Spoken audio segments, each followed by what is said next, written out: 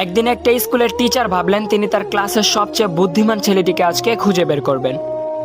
তারপর ক্লাসে থাকা সমস্ত ছেলেদের দিকে উদ্দেশ্য করে স্যার বললেন, এখানে এমন কে আছো যে নিজেকে সবচেয়ে বুদ্ধিমান মনে করো?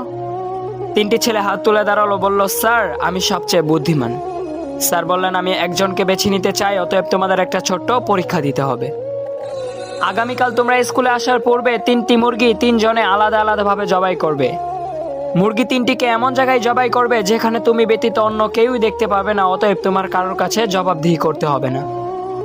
3টি ছেলে হেসে উঠলো এবং বলল, স্যার এটা তো খুব সহজ, আমরা আগামীকাল অবশ্যই এটা করব।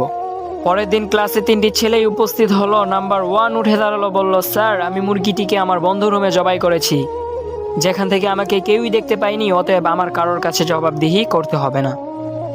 এভাবে নাম্বার 2 উঠে দাঁড়ালো, বলল, স্যার আমি মুরগিটিকে আমার বাড়ি থেকে অনেক দূরের একটি জঙ্গলে জবাই করেছি, যেখানে আমি ছাড়া অন্য কেউই দেখতে পাইনি, দিনের বেলায় ভয়ে কেউ প্রবেশ করে না, অতএব আমার কারোর কাছে জবাবদিহি করতে হবে না।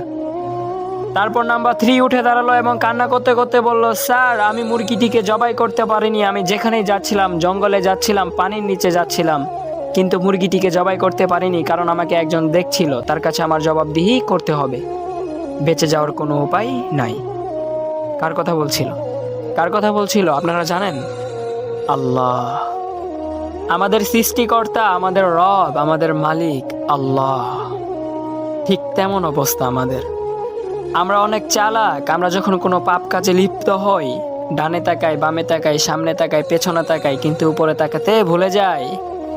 যদিও উপরে তাকালে আমরা কাউকেই দেখতে পাই না, কিন্তু আমরা তো বিশ্বাস করি আমাদেরকে দেখছেন কে? আল্লাহ। আমাদের মনের কথা জানেন কে? আল্লাহ। আল্লাহ বুবা ব্যক্তির কথাও কিন্তু জানে।